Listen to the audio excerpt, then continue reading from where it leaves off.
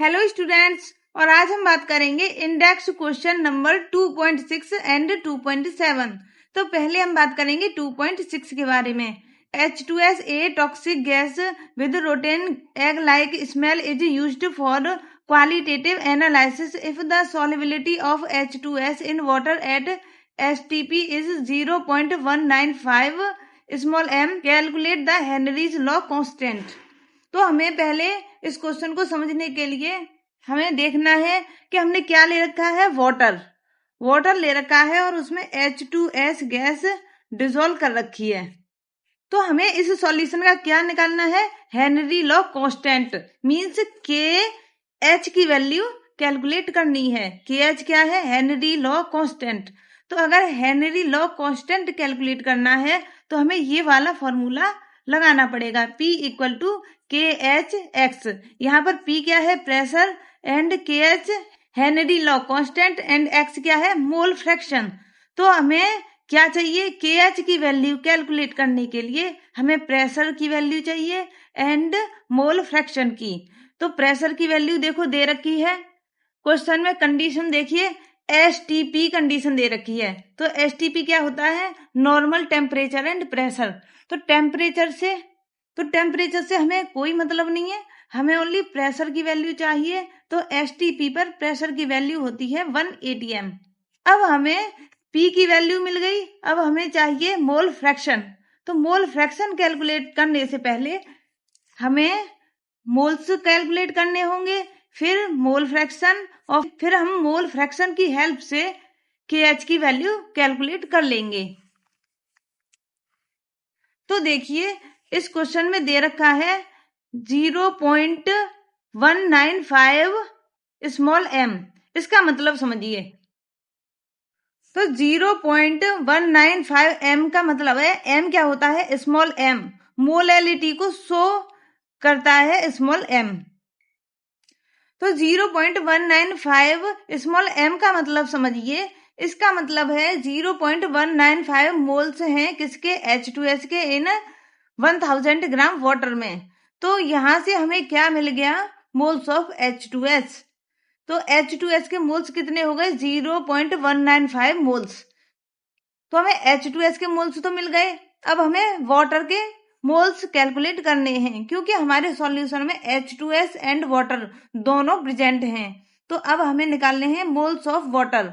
Moles of water calculate करने के लिए हमें ये वाला फॉर्मूला लगाना पड़ेगा, given mass upon molar mass. Mass कितना दे रखा है वाटर का, 1000 ग्राम।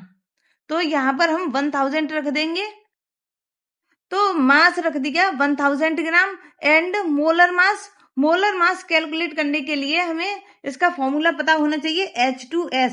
तो वाटर का फॉर्मूला H2S।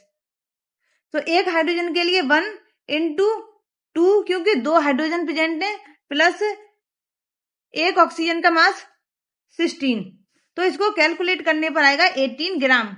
एंड 1000 को 18 से डिवाइड करने पर आएगा 55.56 मोल्स।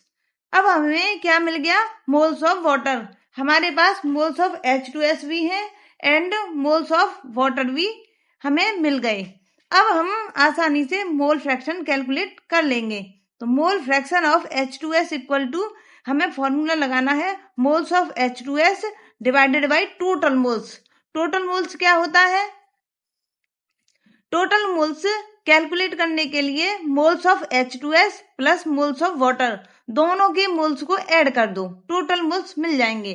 तो मोल्स ऑफ H2S कितने थे, मोल्स ऑफ H2S के थे, मोल्स ऑफ H2S 0.195 मोल्स। तो यहां पर हम रख देंगे 0.195 मोल्स एंड टोटल करेंगे moles of H2S plus moles of water. तो मोल्स ऑफ H2S कितने थे, 0.195 प्लस वाटर के मोल्स थे 55.5। तो दोनों को ऐड करने पर क्या आ गया, 55.755। एंड इससे इसको डिवाइड करने पर हमें मोल फ्रैक्शन मिलेगा H2S का 0.003497। ये हमें मोल फ्रैक्शन मिल गया किसका, H2S का। अब हम मोल फ्रैक्शन की हेल्प से KH की वैल्यू कैलकुलेट करेंगे। KH की वैल्यू कैलकुलेट करने के लिए हमें फॉर्मूला लगाना है P इक्वल टू KH(x). तो यहां से हम KH equal to P divided by X। P कितना था 1 ATM, ठीक है। तो मैंने बताया था STP पर प्रेशर कितना होता है 1, तो प्रेशर था 1 एंड उसको डिवाइड करेंगे मोल fraction of H2S। Mole fraction कितना था 0.003497। अभी हमने ये कैलकुलेट किया था, तो इससे इसको डिवाइड करेंगे तो मिलेगा 286 ATM, या फिर इसको ऐसे भी लिख सकते हैं 2.86 इंटू 10⁻²। तो ये हमें मिल गया KH की वैल्यू, हेनरी कांस्टेंट की वैल्यू, और यही हमें कैलकुलेट करना था। नेक्स्ट है 2.7, Henry's law constant for CO2 in water is 1.67 into 10⁸8 pascal at 298 kelvin. Calculate the quantity of CO2 in 500 ml of soda water when packed under 2.5 ATM CO2 pressure at 298 Kelvin। तो हमें क्या calculate करना है, quantity of CO2 या mass of CO2 in soda water, means soda water में कितनी CO2 dissolve है। तो क्वांटिटी ऑफ CO2 हमें कैलकुलेट करनी है। तो क्वांटिटी ऑफ CO2 कैलकुलेट करने के लिए हमें पहले यहाँ क्या चाहिए, हमें पहले मोल फ्रैक्शन कैलकुलेट करना पड़ेगा, फिर मोल्स के बाद मास ऑफ CO2 कैलकुलेट कर लेंगे। तो इसके लिए भी हमें सबसे पहले यही फॉर्मूला लगाना पड़ेगा P इक्वल टू KH(x).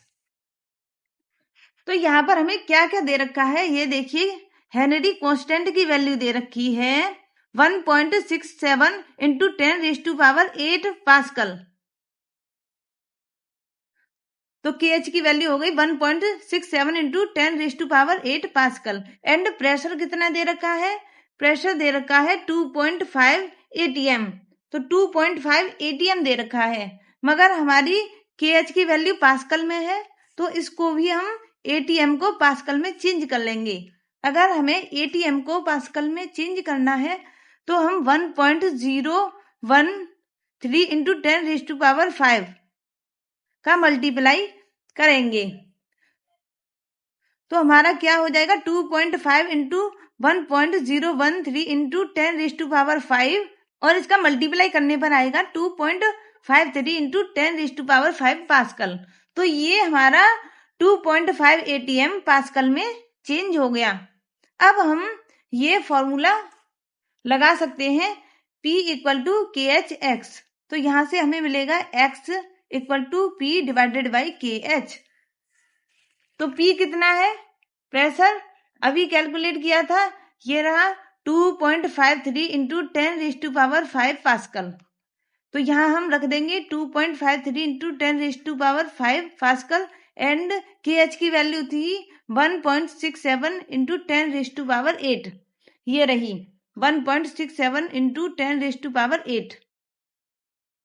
अब इससे हम इसको डिवाइड कर देंगे और हमें मिलेगा 1.51 इंटू 10⁻³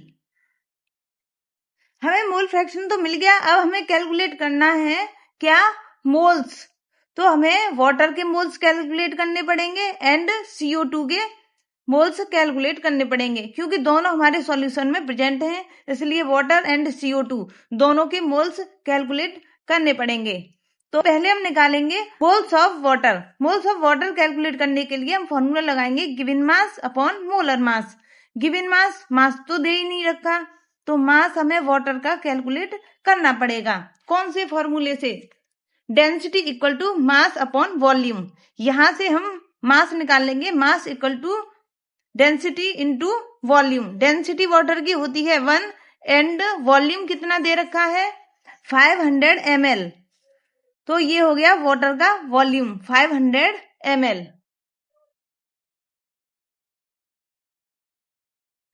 तो हम क्या करेंगे, डेंसिटी हो गई 1 इंटू 500 ml, वॉल्यूम हो गया, इसका मल्टीप्लाई करने पर आएगा 500 ग्राम। तो ये हो गया मास ऑफ वाटर। अब हम मास ऑफ वाटर यहाँ रख देंगे 500 ग्राम, एंड मोलर मास कितना होता है मोलर मास कैलकुलेट करने के लिए हमें फॉर्मूला पता होना चाहिए। वाटर का फॉर्मूला होता है H2O।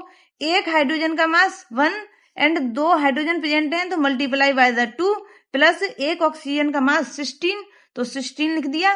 तो हमें इसे कैलकुलेट करने पर आएगा 18।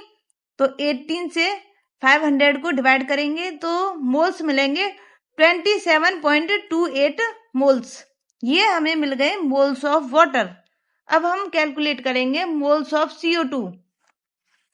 मोल्स ऑफ CO2 कैलकुलेट करने के लिए हमें दूसरा फॉर्मूला लगाना पड़ेगा। मोल fraction of CO2 equal to moles of CO2 divided by moles of CO2 plus moles of H2O। तो हम क्या करेंगे, मोल्स ऑफ CO2 को ऊपर रखेंगे एंड टोटल मोल्स को नीचे रखेंगे। टोटल मोल्स कैसे मिलते हैं, moles of CO2 and moles of H2O दोनों को ऐड कर देंगे तो हमें क्या मिलेगा, मोल फ्रैक्शन ऑफ CO2। इसे X से डिनोट करेंगे equal to moles of CO2 दे नहीं रखे तो हम मान लेंगे NCO2 एंड यहाँ देखिए मोल्स ऑफ H2O बहुत ज्यादा हैं एंड CO2 के मोल्स H2O के मुकाबले बहुत कम है, इसलिए हम इसको बिल्कुल 0 मान लेंगे, इसको नेग्लेक्ट कर देंगे तो हमारे पास बचेंगे NH2O, मोल्स ऑफ H2O। तो यहां से हम क्या करेंगे, मोल फ्रैक्शन हमने पहले कैलकुलेट कर लिया था। कितना कैलकुलेट किया था, ये रहा, ये रही x की वैल्यू। x की वैल्यू हमने कैलकुलेट की थी 1.51 इंटू 10⁻³ तो इसे हम यहाँ पर रख देंगे x की जगह 1.51 इंटू 10⁻³ इक्वल NCO2।